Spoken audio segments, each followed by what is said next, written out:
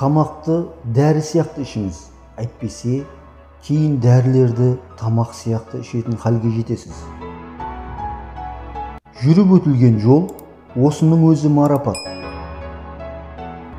Сенің өмірің шектелген, оны өзгенің өмірімен босқа жіберіп алма. Молалардың арасында ең бай адам болып жату мен үшін маңызды емес.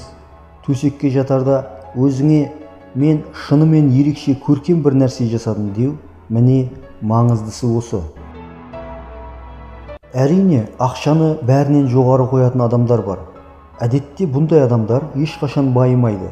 Байитындар олар қабілетті, жолы болғыш және әрқашан ақшаны ойлай бермейтіндер.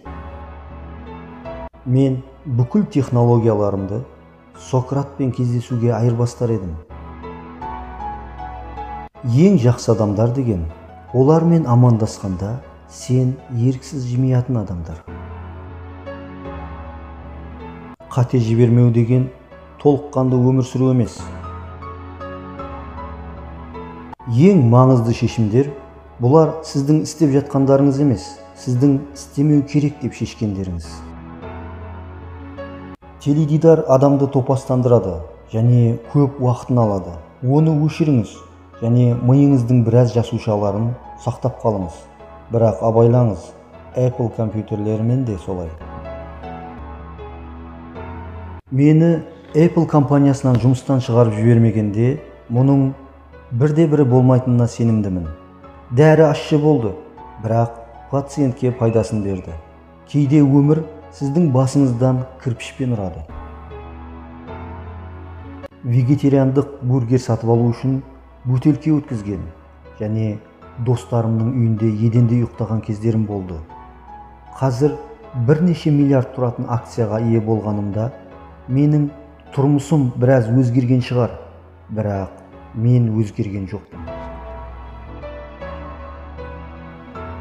Сіздің қазынаңыз бұл жанұяңызға деген, сүйіктіңізге деген, жақын достарыңызға деген сүйіспеншілігіңіз.